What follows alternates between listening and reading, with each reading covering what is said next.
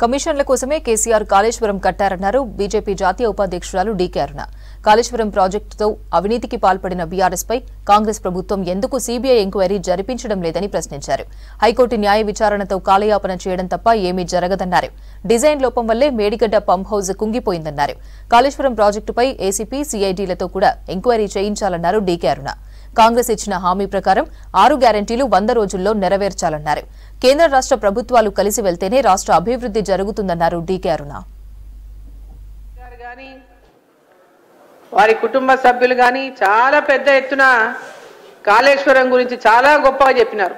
ప్రాణహిత చేవెళ్ల ప్రాజెక్టును 38,000 కోట్లతో ఆనాడు రూపొందించినటువంటి ప్రాజెక్టుకు అడ్డగోలుగా దోపిడీ కోసమే డిజైన్లు మార్పులు అంచనాలను పెంచుకున్నటువంటి తీరు గత ఎన్నికల సందర్భంగా కానీ అంతకుముందే కానీ అనేక సార్లు భారతీయ జనతా పార్టీ దాన్ని బట్టబయలు చేసేటటువంటి ప్రయత్నం చేసింది. ఇప్పుడు అధికారంలో ఉన్నటువంటి కాంగ్రెస్ పార్టీ అనేక సార్లు దాని గురించి మాట్లాడడం జరిగింది. ఈరోజు కాంగ్రెస్ పార్టీ అధికారంలోకి వచ్చింది. ఈరోజు కాంగ్రెస్ పార్టీ కాళేశ్వరం పైన జరిగిన అవినీతి కానీ నిర్మాణంలో జరిగిన లోపాలు కానీ అడ్డగోలుగా పెంచినటువంటి అంచనాల విషయంలోనే కానీ వీటన్నిటిపైన కూడా విచారించడం జరిగినటువంటి అవకాశం ఈరోజు కాంగ్రెస్ పార్టీకి వచ్చింది, అధికారంలో ఉన్నది. మరి ఈరోజు గతంలో అనేక సార్లు విమర్శించిన ప్రాణహిత చేవెళ్ల పేరు మార్చిండ్రు, దాని డిజైన్లు మార్చిండ్రు, దోపిడీ చేసిన మాట్లాడినటువంటి కాంగ్రెస్ పార్టీ కానీ ఈ రోజు ఉన్నటువంటి ముఖ్యమంత్రి కూడా రేవంత్ రెడ్డి గారు కూడా దాని గురించి మాట్లాడడం జరిగింది అనేక సార్లు. మరి ఈరోజు వారు హైకోర్టు న్యాయమూర్తితో విచారణ జరిపిస్తామనడం అనేది చూస్తుంటే వారికి ఈ యొక్క విచారణ పేరు మీద హైకోర్టు న్యాయమూర్తితో విచారణ అంటే కాలయాపనతోనే గడిపేద్దామనే ఆలోచన ఉందా అనేటటువంటి అనుమానం ఈరోజు రాకమానదు. నాకు తెలుసు కోర్టు వ్యవహారాలు అంటే అవి వెంబడి తేలేటటువంటి పరిస్థితి ఉండదు. మరి రేవంత్ రెడ్డి గారి హయాంలో అది ఆ విచారణ పూర్తవుతుందా కూడా లేదనేటటువంటి అనుమానం కూడా వ్యక్తం చేయాల్సినటువంటి అవసరం వస్తుంది.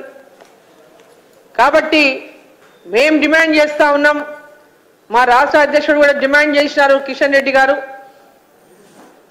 దీనిపైన సిబిఐ విచారణ జరిపించండి. గత ప్రభుత్వం సిబిఐ మన రాష్ట్రానికి రావద్దన్న తిరిగి జీవో ఇష్యూ చేసింది.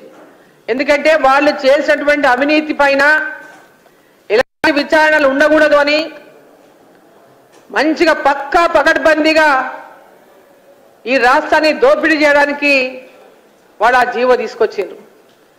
మరి ఈరోజు ఈ రాష్ట్ర ముఖ్యమంత్రి గారు వెంబడే ఆ జీవోని రద్దు చేసి ఈ విచారణను వెంబడే చేపట్టే విధంగా చొరవ తీసుకోవాలని చెప్పి సందర్భాన్ని నేను తెలియజేస్తా ఉన్నా. బీజేపీ బీఆర్ఎస్ ఒకటి సిబిఐకి ఇస్తే ఇవన్నీ కూడా కాలయాపన కోసం వాళ్ళని కాపాడడం కోసం మాట్లాడుతున్నటువంటి మాటలు కానీ మనం పరిగణించాల్సి వస్తుంది. వాళ్ళ చిత్తశుద్ధి ఉండుంటే నిజంగా కాలయాపన చేసేటటువంటి ఆలోచన లేకుంటే మరి ఏసీబీతోనో చేయించవచ్చు, సిఐడితోనో చేయించవచ్చు,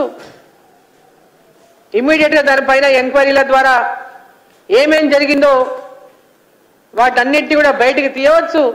కానీ జ్యుడిషియల్ ఎంక్వైరీ అని కాలయాపన చేసేటటువంటి ఆలోచన ఉన్నట్టుగా ఈరోజు స్పష్టంగా కనిపిస్తా ఉంది ఈ రాష్ట్ర ముఖ్యమంత్రి గారికి.